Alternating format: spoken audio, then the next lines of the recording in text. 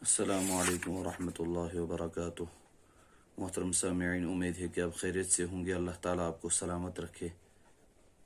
آج ایک اہم موضوع اور وہ ہے تیمم کا بیان، آپ کے سامنے اس پر بات کرنا چاہتا ہوں۔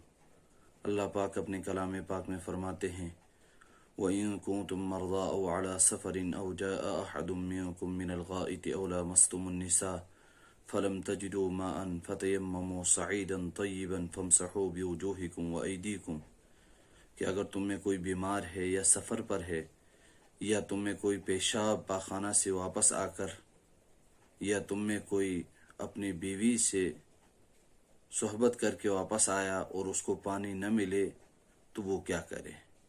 قرآن کریم نے فرمایا کہ اس کو چاہے کہ پاک مٹی سے تیمم کرے، اپنے چہروں پر اور اپنے ہاتھوں پر مسح کرے۔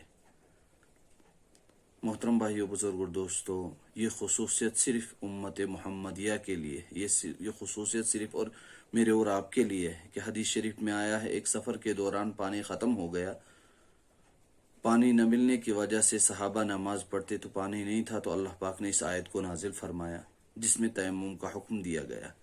یہ اللہ پاک کا بڑا احسان ہے امت محمدیہ پر کہ انسان کے بدن کی صفائی کے لیے پانی کی جگہ اللہ پاک نے مٹی کو ہمارے لیے پاک اور صاف فرمایا۔ اسی وجہ سے حضور صلی اللہ علیہ وسلم نے فرمایا کہ ہم لوگوں کو پہلی امتوں پر 3 چیزوں پر فضیلت دی گئی۔ ہماری صفیں فرشتوں کی صفوں جیسے شمار کی گئی۔ نمبر 2، ہمارے واسطے تمام زمین کو مسجد بنا دیا گیا، یہاں یعنی جس جگہ ہم چاہیں نماز پڑھ لیں۔ اور نمبر 3 یہ کہ اگر ہمیں پانی نہ ملے تو ہمارے لیے مٹی کو پاک کر دیا گیا کہ ہم تیمم کر کے نماز پڑھ سکتے ہیں۔ تیمم کرنے کی اجازت اگر کوئی شخص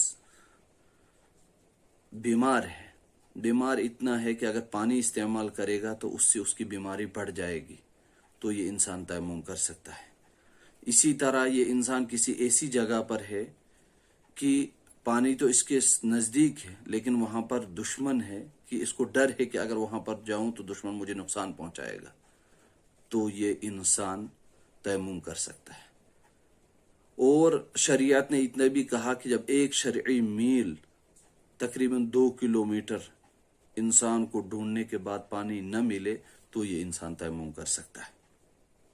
یہ چیزیں شریعت نے میرے اور آپ کے لیے اور صرف اس امت کے لیے خاص کی گئی ہیں کہ اگر انسان کو یہ چیزیں نقصان پہنچائے تو انسان تیمم کر سکتا ہے۔ بیمار ہے یا قضاء حاجت سے فارغ آ کر پانی تلاش کر رہا ہے، سفر میں ہے، یا نماز کے خطرہ ہے کہ اس کی نماز چلی جائے گی، تو ان تمام صورتوں میں انسان پر تیمم یعنی مٹی سے وہ تیمم کر سکتا ہے۔ اب یہ کہ تیمم کے اندر کچھ چیزیں جس طرح وضو میں فرائض ہیں، غسل میں فرائض ہیں، اسی طرح تیمم کے اندر بھی فرائض ہیں۔ اور تیمم میں پہلا فرض یہ ہے کہ نیت کرنا۔ نیت کیا کرنی ہے؟ نیت یہ کرنی ہے کہ میں ناپاکی سے پاکی حاصل کرنے کی نیت کر رہا ہوں، یعنی ناپاکی جو ہے اس سے ہٹ کر میں یہ نیت کرتا ہوں کہ میں پاک ہو جاؤں، میرا بدن ناپاکی سے پاک ہو جائے۔ تو ایک تو یہ نیت کرنی ہے، اور دوسرا یہ ہے کہ اپنے دونوں ہاتھوں کو مٹی پر مار کر اپنے چہرے پر لگانے، اور نمبر 3 یہ کہ پھر دونوں ہاتھوں کو مٹی پر مار کر دونوں ہاتھوں کو کوہنیوں سمیت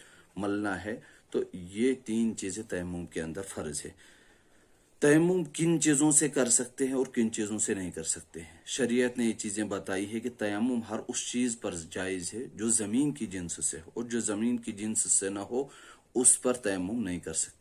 اب کیسے معلوم ہوگا کہ کون سی چیز زمین کی جنس سے ہے اور کون سی چیز زمین کی جنس سے نہیں ہے؟ تو زمین کی جنس سے پہچاننے کا آسان طریقہ شریعت نے یہ بتا دیا کہ جو چیز جلانے سے جل کر راکھ ہو جائے یا آگ لگنے سے وہ پگھل جائے تو زمین کی جنس سے نہیں ہے، اس سے تیمم جائز نہیں ہے۔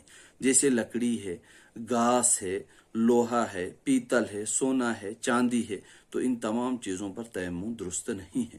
البتہ ان چیزوں پر اگر گرد و غبار ہو، یعنی کہ لکڑی ہے اس پر گرد و غبار اتنا ہے کہ اگر انسان ہاتھ لگائے تو ہاتھ کو دیکھے کہ اس کے ہاتھ پر گرد و غبار لگا ہے، تو یہ انسان اس لکڑی پر ہاتھ مار کر تیمم کر سکتا ہے۔ اسی طرح دوسرا سونا چاندی سامنے رکھا ہوا ہے، پیتل ہے، اس پر گرد و غبار اتنا لگا ہوا ہے کہ اگر انسان ہاتھ لگائے اور ہاتھ پر گرد و غبار لگے تو پھر جا کر انسان ان پر ہاتھ لگا کر تیمم کر سکتا ہے، ورنہ انسان ان چیزوں پر تیمم نہیں کر سکتا ہے۔ اور اس کے علاوہ پتہ چلا کہ جو زمین کی جنس ہے اس پر تیمم جائز ہے، تو بہرحال وہ چیزیں جو زمین کی جنس ہے اس پر تیمم درست ہے، چاہے ان پر غبار ہو یا نہ ہو، یعنی جو زمین کی جنس سے ہے تو چاہے پھر اس پر جیسے مٹی ہے اور وہ جیسے اینٹ ہے، سخت اینٹ ہے، لیکن ہے تو وہ مٹی کی جنس سے، لیکن اس پر گرد و غبار نہیں ہے، لیکن شریعت کا کہنا ہے کہ اس پر تیمم درست ہے۔ البتہ ادھر سے پیتل ہے، وہ زمین کی جنس سے نہیں ہے، لیکن اس پر ہاتھ ڈال کر یہ پتا چلا کہ اس پر وہ گرد و غبار لگا ہوا ہے، تو اس چیز پر تیمم درست ہے۔ لہذا شریعت نے میرے اور آپ کے لیے ان چیزوں کو آسان کر دیا ہے۔ ہمیں چاہیے کہ شریعت کے ان مسائل کو ہم سیکھ لیں۔ تیمم کن چیزوں سے ٹوٹتا ہے اس کا بھی خاص خیال رکھنا ہے۔ تو پہلا یہ کہ تیمم کن چیزوں سے ٹوٹتا ہے، سب سے پہلی بات یہ کہ جن چیزوں سے وضو انسان کا ٹوٹتا ہے انہی چیزوں سے تیمم بھی ٹوٹتا ہے۔ اور دوسرا یہ کہ جس عذر کی وجہ سے وہ تیمم کر رہا تھا وہ ختم ہو گیا، دشمن کی خوف کی وجہ سے تیمم کر رہا تھا کہ پانی پر دشمن ہے، وہ ختم ہو گیا، دشمن بھاگ گیا تو اس کا تیمم ٹوٹ گیا۔ بقدر ضرورت پانی مل جائے، یعنی جتنا اس کو ضرورت ہے پانی اتنا مل گیا تو اب یہ تیمم کر سکتا ہے۔ یہ تمام چیزیں شریعت نے میرے اور آپ کے لیے آسانی کر دی، تو ہمیں چاہیے کہ ان چیزوں کو ہم سیکھیں، ان پر عمل کر لیں، کہ تیمم کے شرائط کو ہم جان لیں کہ تیمم کن چیزوں سے، کہ انسان کو کون سے عذر لاحق ہے جن کی بنا پر انسان تیمم کر سکتا ہے۔ اللہ تعالیٰ مجھے بھی آپ کو بھی عمل کی توفیق عطا فرمائے۔